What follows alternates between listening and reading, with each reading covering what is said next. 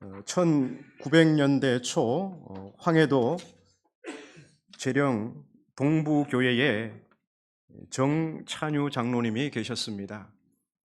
학교 앞에서 작은 문방구를 운영했는데요. 장로님은 가난한 형편이었지만 철저히 11조 생활을 했습니다. 하나님의 은혜로 생활이 차츰 나아지자 건축자재 상회를 운영했는데요. 마침 건축 붐이 일어서 황해도에서 큰 부자가 되었습니다. 제대로 지은 집에서 살아보고 싶었던 장로님은 마당에 건축 자재를 쌓아두고 있었는데 문득 교회당을 먼저 건축해야겠다는 감동이 와서 3만 환, 지금의 약 30억을 건축 헌금으로 드렸습니다. 교회는 대지 3만 평을 구입하고 예배당을 잘 건축하여 봉헌하였습니다. 그리고 교회는 감사의 표시로 머릿돌에 정찬유 장로 기념 예배당이라는 문구를 새겨 놓았습니다. 그런데 그때부터 장로님이 교회에서 보이지 않는 것입니다. 본교회에 출석하지 않고 다른 교회에서 예배를 드리고 있었습니다. 목사님과 교인들이 왜 본교회에 출석하지 않느냐고 물었을 때 이렇게 답하였습니다. 제가 지금까지 동부교회에 출석한 이유는 이 교회의 주인이 주님이셨기 때문입니다. 그런데 이제는 교회의 주인이 바뀌어 정찬유 개인의 교회가 되어버렸으니 저는 더 이상 사람이 주인 되는 교회는 다닐 수 없습니다. 다들 돌아가 주십시오. 교회는 머릿돌에서 정찬유 장로 기념 예배당이라는 문구를 지웠고 그 후에야 장로님은 예전처럼 교회에 나와 예배를 드리고 헌신하였습니다. 장로님은 교회의 머리가 주님이심을 알았고 자기 공로를 자랑하지 않으려 하였으며 모든 것이 하나님의 은혜인 줄 알아 하나님의 영광만이 드러나기를 소망하였기 때문입니다. 오늘 본문의 솔로몬 왕은 7년 동안 백향목과 금은 보석으로 화려하게 치장한 성전을 건축하여 봉헌합니다. 성전 건축은 솔로몬뿐만 아니라 온 이스라엘 백성에게 중요한 일이었습니다. 그러나 이보다 더 중요한 일이 하나 남았는데 다윗성 시온의 장막에 있는 언약궤를 솔로몬이 건축한 예루살렘 성전으로 모셔오는 일이었습니다. 성도의 모임이 성령께서 거하시는 성전이라 했던 사도 바울의 말처럼 솔로몬이 지은 성전이 아무리 화려해도 그 안에 하나님의 임재를 상징하는 언약궤를 모셔오지 않으면 7년 동안 공들여 건축한 성전도 그저 건축물에 불과할 뿐입니다. 성전이 성전인 것은 그곳에 하나님이 거하시기 때문입니다. 물론 그렇다고 해서 언약궤 자체가 능력 있는 것은 아닙니다. 아직 이스라엘에 왕이 없던 사무엘 때에 이스라엘이 블레셋과의 전쟁에서 크게 패하게 됩니다. 이때 이스라엘의 장로들은 패배의 원인을 전쟁터에 하나님의 임재를 상징하는 언약궤를 모셔가지 않았기 때문이라는 결론을 내립니다. 그리고는 언약궤가 안치된 실로 장막에 사람을 보내서 전장으로 모셔오게 합니다.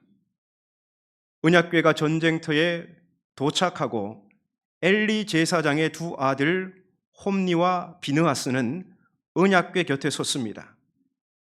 그런데 전장에 언약궤를 두었음에도 불구하고 이스라엘은 패하게 되고 게다가 적군들에게 언약궤까지 빼앗기게 됩니다. 대체 이게 무슨 일일까요? 하나님께서 블레셋에게 패하신 것일까요? 물론 그럴 일이 있겠습니까?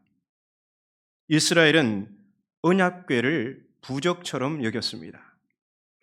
언약궤를 모셔오는 형식만 갖추면 되는 줄 알았죠.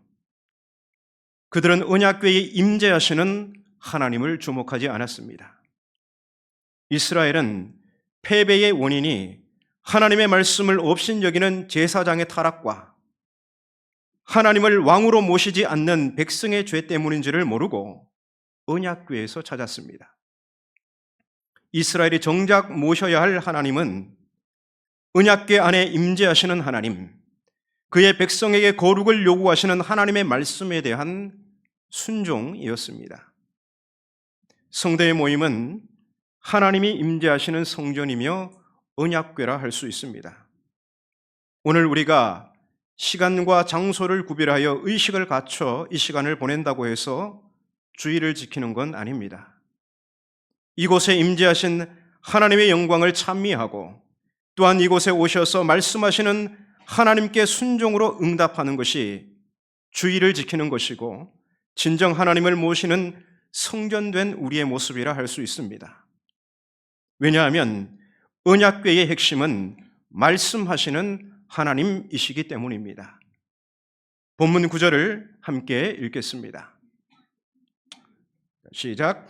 그 궤 안에는 두 돌판 외에 아무것도 없으니 이것은 이스라엘 자손이 애굽 땅에서 나온 후 여호와께서 저희와 언약을 맺으실 때에 모세가 호렙에서 그 안에 넣은 것이더라. 아멘. 언약궤 안에는 모세가 호렙산, 신의 산이라 불리는 이 호렙산에서 받은 10계명의 두 돌판만이 있었습니다. 언약궤 안에 10계명을 새긴 두 돌판만 있었다는 것은 무엇을 의미하는 것일까요?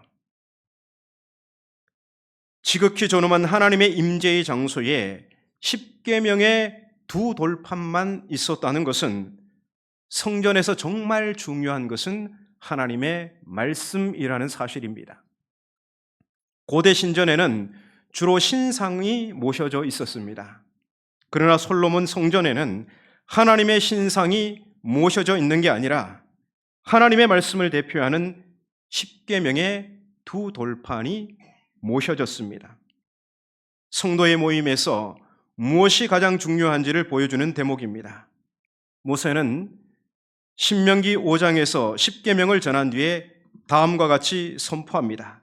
그런즉 너희 하나님 여호와께서 너희에게 명령하신 대로 너희는 삼가 행하여 좌로나 우로나 치우치지 말고 너희 하나님 여호와께서 너희에게 명령하신 모든 도를 행하라. 그리하면 너희가 살 것이요 복이 너희에게 있을 것이며 너희가 차지한 땅에서 너희의 날이 길리라. 이렇듯 성전된 우리의 모임은 말씀으로 우리 가운데 거하시는 하나님께 순종으로 응답하는 것이 핵심입니다. 그래서 성전에 하나님의 임재를 상징하는 언약궤를 모신다는 것은 다름 아닌 하나님의 말씀을 신앙의 중심에 두고 그 하나님의 말씀에 순종으로 응답하는 성도의 모습입니다. 그러니까 성전된 우리 모임의 핵심은 하나님의 말씀을 중심으로 응답하는 삶입니다. 마침내 제사장들이 10계명의 두 돌판이 담긴 언약궤를 지성소에 안치합니다. 출애굽 이후 480년에 시작한 성전 건축이 7년 만에 준공되고 언약궤 안치까지 마무리됩니다. 자기 직무를 마치고 제사장들이 성소에서 나옵니다. 그때 하나님의 현현과 영광을 상징하는 구름이 성전에 가득했는데 제사장이 서서 일할 수 없을 정도였습니다. 우리 본문 10절, 11절을 함께 읽겠습니다. 10절, 11절입니다. 시작. 제사장이 성소에서 나올 때에 구름이 여호와의 성전에 가득하매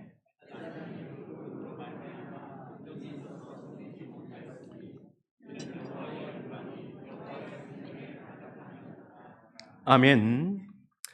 여기서 구름은 여호와의 영광을 상징하는 것입니다. 그러니까 성전에 구름이 가득하다는 것은 여호와의 영광이 성전에 가득하다는 것입니다. 성경에 영광으로 번역된 히브리 낱말이 케보드입니다. 그런데 이 케보드의 기본적인 뜻이 무거움입니다. 무거움. 그러니까 직역하면 성전에 여호와의 무거움이 가득했다는 것입니다. 여기에 현대 그리스도인들이 숙고해야 할 메시지가 있습니다. 성도의 모임은 하나님이 거하시는 초소 곧 성전입니다. 하나님은 성도의 모임 중에 임재하시는데 영광으로 곧 무거움으로 임재하십니다. 현대 그리스도인들은 하나님의 임재를 갈망하는 예배 모임을 가볍게 여기는 경향이 있습니다. 구약 성경을 보면 하나님의 영광을 보는 사람은 엄청난 자기 축소를 경험하게 됩니다. 하나님의 영광 앞에 서면 자기 자신이 먼지와 같다는 것을 깨닫게 됩니다. 이사야 6장은 예언자 이사야의 소명장입니다. 이사야는 환상 중에 높이 들린 성전 보좌에 앉으신 하나님의 영광을 보게 됩니다. 천사들이 하나님을 모시고 섰는데 이 천사들이 하나님의 영광에 압도당합니다. 천사의 날개가 총 6개가 있는데요. 두 날개로는 자기 얼굴을 가리고, 두 날개로는 자기 발을 가리고, 두 날개로는 날고 있었습니다.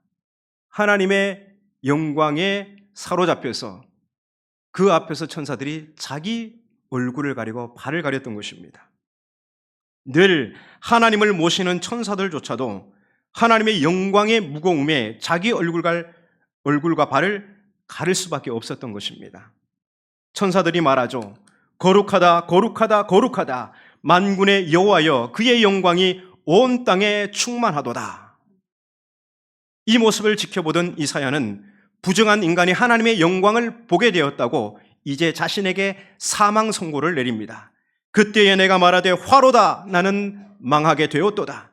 나는 입술이 부정한 사람이요 나는 입술이 부정한 백성 중에 거주하면서 만군의 여호와이신 왕을 배웠음이로다. 이렇듯 하나님의 임재, 곧 하나님의 영광을 마주할 때 사람은 엄청난 자기 축소를 경험하게 됩니다. 부정한 인간이 거룩하신 하나님의 영광을 본다는 것은 곧 사망 선고와 다름없었습니다. 본문 11절도 이와 같습니다.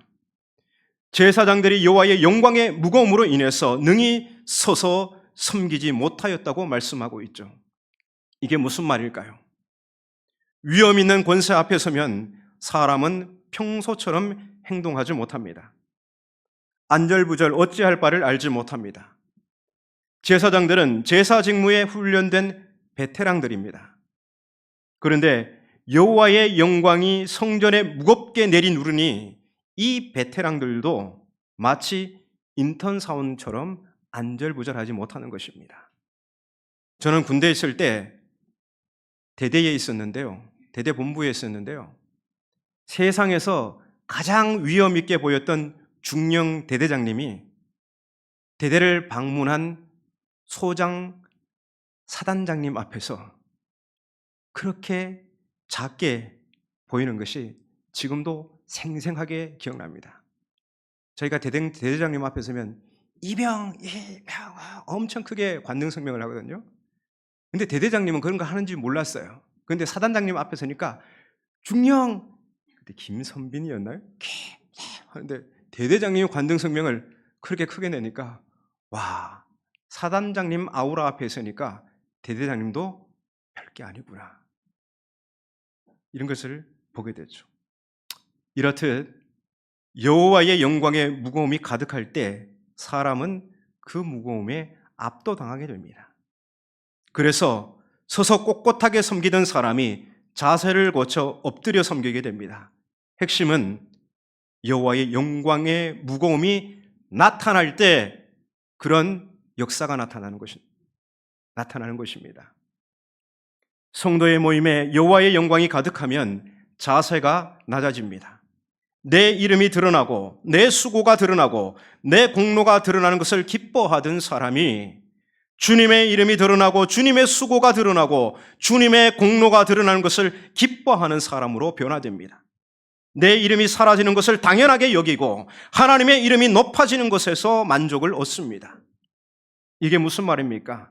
하나님의 영광에 압도된 성도만이 여호와께 영광 돌려드리는 삶을 살 수 있다는 것입니다. 우리 흔히 영광을 돌린다는 말을 사용하죠. 이 표현은 영광을 돌려드린다는 말입니다. 그런데 이 표현을 좀 더 생각해 보면 우리가 하나님께 영광을 돌려드린다는 것은 앞서 우리가 받은 영광이 있다는 것을 전제하는 말이죠. 제가 여러분에게 하나님께 영광을 돌려드립시다 요청했을 때 받은 영광이 많은 사람은 아멘하고 큰 소리로 응답할 것입니다. 반면 받은 영광이 없는 사람은 전혀 공감하지 못할 것입니다. 그런데 우리가 받은 영광이 있다는 말이 좀 어색할 수도 있습니다. 영광은 하나님만이 받으시는 것이지 우리가 받는 것이 아니기 때문입니다. 그런데 하나님은 우리에게 영광을 돌려받으시기 전 먼저 우리 가운데 영광을 나타내십니다. 하나님은 우리에게 어떻게 영광을 나타내실까요? 그 대표적인 사건이 성육신입니다. 요한복음 1장 14절은 성육신 하신 예수님을 다음과 같이 표현합니다. 우리 화면을 보고 함께 읽겠습니다. 시작. 말씀이 육신이 되어 우리 가운데 거하심에 우리가 그의 영광을 보니 아버지의 독생자의 영광이요 은혜와 진리가 충만하더라. 아멘. 말씀이 육신이 되어 우리 가운데 거하심에, 그 말씀은 다름 아닌 그리스도이십니다. 근데 우리가 그리스도의 영광을 보니 아버지의 독생자의 영광이라고 합니다. 아버지의 독생자의 영광을 직역하면 아버지께서 주신 독생자의 영광이라는 겁니다. 그럼 예수님의 영광은 누가 주신 거라고요? 아버지께서 주신 그러는 겁니다. 그래서 사도 요한은 성육신 하신 예수 그리스도에게서 하나님의 영광의 무거움을 보았습니다. 그러니까 예수님께 나타난 영광은 다름 아닌 하나님의 영광이라는 것입니다. 그러면 성육신 하신 예수님을 통해 하나님의 영광의 무거움이 어떻게 나타났을까요? 예수님의 가르침에서, 예수님의 전도하심에서, 예수님께서 병자를 고치심에서 하나님의 영광, 하나님의 무거움이 나타났습니다. 사회적 약자를 돌보시는 자애로운 성품에서, 종교 위선자들을 매섭게 책망하시는 선지자의 면모에서 예수님은 하나님의 영광을 나타내 보이셨습니다. 그리고 십자가를 지시고 골고다에 올라 십자가 제단에서 죄인들을 위해 자기 생명을 내어주심으로써 예수님은 하나님의 무거움을 우리 가운데 또렷이 나타내셨습니다. 그리고 약속하신 성령을 보내주심으로써 오늘 우리를 돌보시는 은혜로 예수님은 하나님의 영광을 우리 가운데 나타내셨습니다.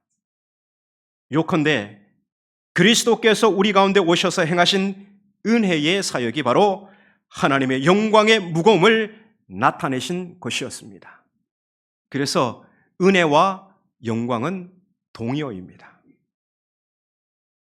그러면 오늘 누가 하나님의 영광의 무거움에 압도당한 성도입니까? 그리스도께서 베풀어 주신 은혜를 기억하고 그 은혜 안에 감사하며 사는 성도입니다. 이런 성도에게 하나님께 영광을 돌려드립시다 요청할 때 어떻게 응답하겠습니까? 그렇죠. 그냥 아멘 하는 게 아니라 큰 소리로 아멘 하는 것입니다. 그런데 교회 안에는 자기 이름, 자기 수고, 자기 공로에 압도당해 있는 사람이 있습니다. 나의 섬김을, 나의 수고를, 내 이름을 기억해 주지 않을 때 섭섭해서 견디지 못하는 사람이 있습니다. 왜 이런 모습을 보일까요? 하나님의 영광의 무거움에 붙들려 있지 않기 때문입니다. 예수 그리스도를 통해 베푸신 하나님의 은혜의 무거움에 포박당하지 않았기 때문입니다. 그래서 하나님의 영광의 무거움이 사라진 사람은 하나님께 영광 올려드리는 삶을 결코 살 수가 없습니다. 교회력을 보면 우리가 성탄절을 보내고 사순절이 시작되기 전까지 주현절을 보내게 됩니다. 원래 사순절은 2월 14일 수요일부터 시작되거든요. 근데 그 전까지, 성탄절 이후 그 전까지 절기를 주현절입니다. 주님께서 인류를 구원하시기 위해서 사람의 몸으로 현현하셨다라는 것을 기념하기 위해서죠. 그래서 주현절은 성전된 성도의 모임에 하나님의 영광의 무거움이 가득하기를 그 어느 때보다도 갈망하는 절기입니다. 우리는 오늘 그런 절기 가운데 하나님을 예배하러 나온 것입니다. 옛날에 그 임금이 타는 당나귀가 한 마리 있었습니다. 임금이 이 당나귀를 타고 나라를 한 바퀴 순찰하면 온 백성들이 나와서 왕에게 환호하고 갈채의 박수를 보냈습니다. 임금을 등에 태운 나귀는 그 역할에 걸맞게 온갖 아름다운 장식을 해서 멋지게 보였습니다. 그래서 백성들은 왕과 함께 그 나귀를 향해서도 갈채와 찬사를 보냈습니다. 이러한 갈채와 환호에 고무된 나귀는 어느 날 왕을 땅에다 내동댕이 쳤습니다. 백성들의 갈채와 환호를 혼자서 다 받기 위해서입니다. 나귀는 왕이 없으면 그 모든 환호와 갈채를 자신이 모두 독점할 수 있을 거라 그렇게 생각한 것이죠. 그러나 나귀가 왕을 땅에다 내동댕이 치는 순간 나귀에게는 참수형이 내려졌습니다. 인간은 하나님의 영광 아래 거할 때 영광스러운 삶을 살 수가 있습니다. 인간이 하나님을 버리면 모든 것으로부터 멀어집니다. 하나님이 사라진 세계에는 존귀와 영광이 없습니다. 우리 인간은 하나님의 영광을 위하여 살도록 창조되었습니다. 그래서 사람은 하나님께 영광을 돌려드릴 때 비로소 참다운 행복을 얻게 됩니다. 만일 우리가 신앙을 하면서 하나님의 영광을 가로채고 내 이름을 내려고 할 때 우리는 그러한 시도에서 결코 영광을 차지할 수가 없습니다. 내 이름을 내려는 어리석은 인간의 시도는 결국 하나님의 영광의 무거움을 상실한 데서 오는 것입니다. 하나님의 영광의 무거움에 압도당한 사람, 하나님의 은혜의 무거움에 사로잡힌 사람은 자기 이름을 내려고 하지 않습니다. 내 수고, 내 헌신에 누가 알아주지 않아도 섭섭하지 않습니다. 내가 수고하고 헌신한 자리에 하나님의 영광의 무거움이 나타나는 것으로 만족합니다. 왜냐하면 이 사람의 삶의 제1의 목적이 하나님의 영광을 돌려드리는 것이기 때문입니다. 우리 함양교회가 교회당 건축을 결정하고 시작하였습니다. 지난 10일 서울 소재의 규빗 종합건축사무소와 설계 감리 계약을 체결했습니다. 이제 건축의 시작과 과정과 마무리를 통해서 사람의 이름을 내고 사람의 수고가 주목받고 사람의 영광이 나타나서는 안 됩니다. 건축의 모든 과정을 통해 오직 하나님의 영광의 무거움만이 우리 교회에 가득해야 합니다. 우리 함양교회에 예수 그리스도의 사역에서 나타난 하나님의 영광의 무거움, 하나님의 은혜의 무거움이 가득할 때 우리는 내 이름을 내리는 시도에서 자유로울 수가 있습니다. 사람 아무개의 때에 건축한다는 말은 마음으로도 생각하지 마십시오. 우리는 하나님의 때에 건축하는 것입니다. 그래서 건축의 모든 과정에 하나님의 영광의 무거움이 가득하고 하나님께만 영광 돌려드리는 건축이 되기를 바랍니다. 올 한 해 우리의 삶이 하나님의 영광의 무거움을 갈망하고 그 앞에 영광 돌려드리는 삶이 되기를 주님의 이름으로 축복합니다.